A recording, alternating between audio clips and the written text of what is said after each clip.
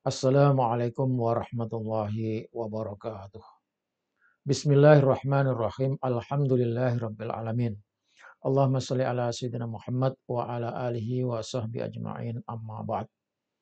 Saudara-saudari yang saya cintai dan saya hormati, kita mohon kepada Allah mudah-mudahan kita selalu diberikan panjang umur, sehat walafiat, bisa menjalankan aktivitas dengan sebaik-baiknya dan memperoleh hasil yang sebaik-baiknya pula. Dimudahkan semua urusan kita, dijadikan kita sebagai hamba-hambanya yang soleh dan solehah, yang berguna bagi agama, nusa, dan bangsa. Amin Allahumma amin. Saudara-saudara sekalian yang saya hormati, beberapa karya ilmiah Kiai Haji Imaduddin Osman Al-Bantani telah membuka mata dunia akan kebohongan para habib. Karya-karya tersebut mendobrak benteng kebekuan umat akibat doktrin habib yang sudah berabad-abad lamanya. Karya Kiai Haji Imaduddin Osman Al-Bantani telah menginspirasi umat manusia. Tidak saja umat Islam, tetapi seluruh pengikut penganut agama lain juga tercerahkan mendapatkan informasi, tercerahkan mendapatkan dukungan, dibuka mata hatinya, dibuka pikirannya untuk meluruskan sejarah dan menghargai jasa para pahlawannya yang ternyata selama ini sudah dibelokkan oleh keturunan Yaman.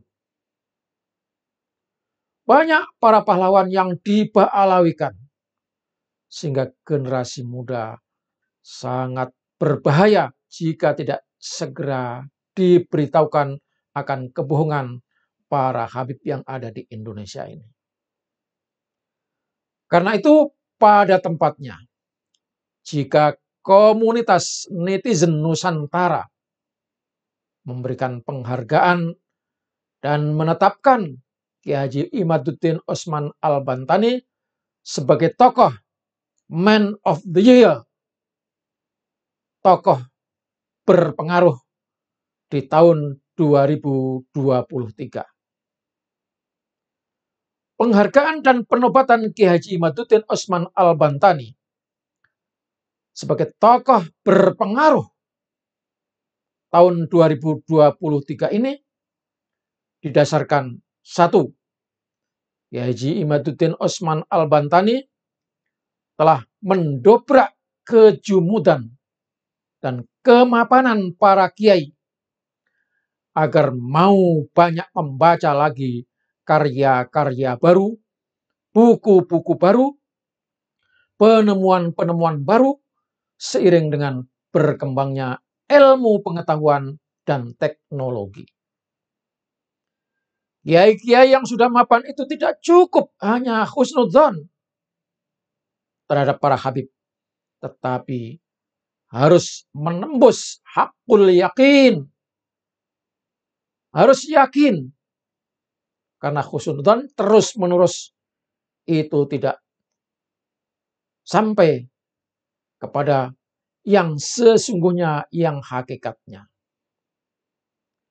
Husnudzon pada nasab habib wajib dibuang ketika para habib tidak bisa membuktikan kalau dirinya itu keturunan Rasul.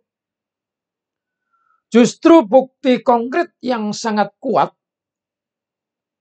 adalah ditemukannya kitab-kitab yang menafikan Habib sebagai keturunan Rasulullah Shallallahu Alaihi Wasallam.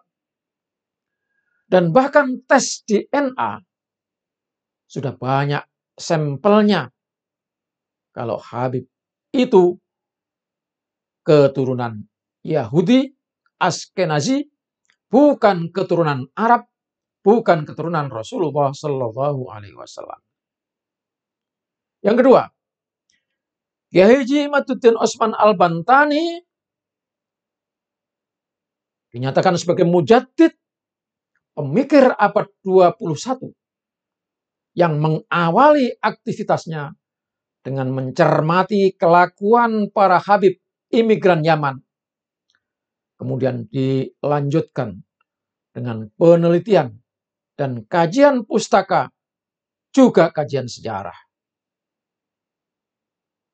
Keberanian Kiai Haji Imaduddin Osman Al-Bantani untuk melawan arus dan menunjukkan hujjah sungguh sangat luar biasa ketika para kiai yang sedang asyik dengan para habaib menghalanginya dengan dogma kuwalat.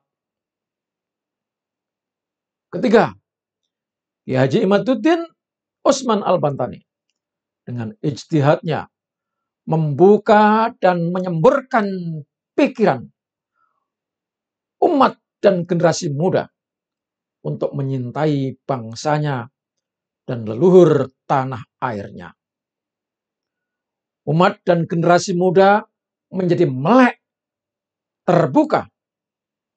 Ternyata sejarah bangsa dan tokoh pejuangnya selama ini telah dikaburkan oleh oknum Bani Alawi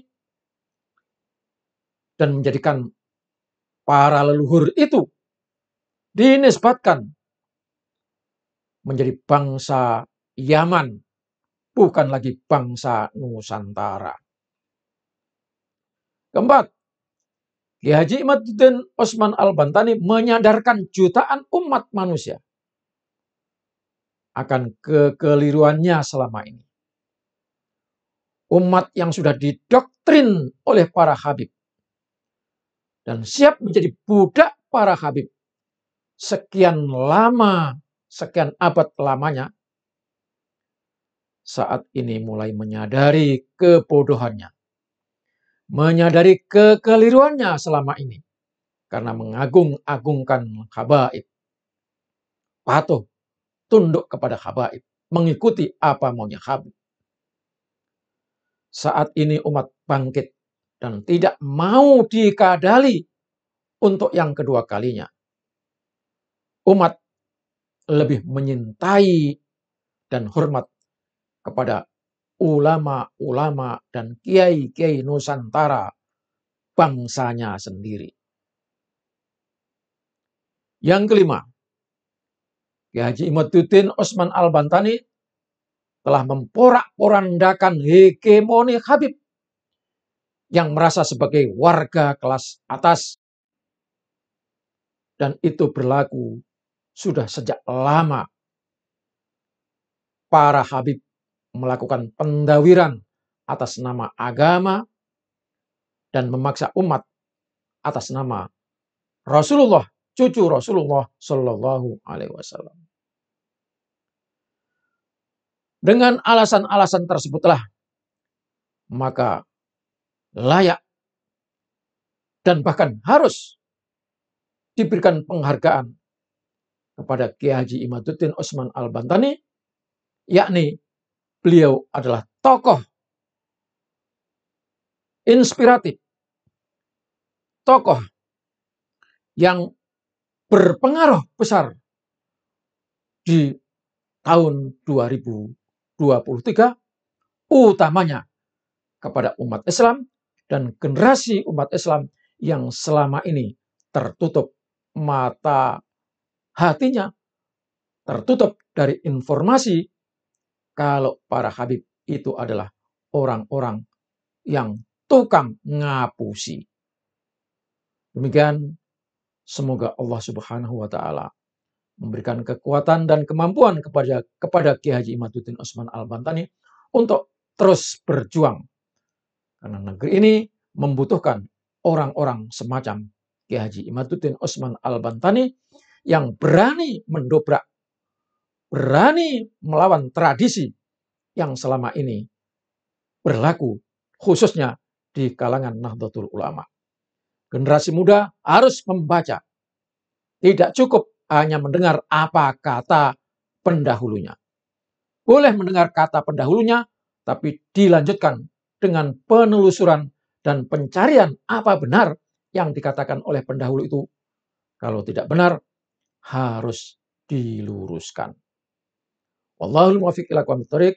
Wassalamualaikum warahmatullahi wabarakatuh.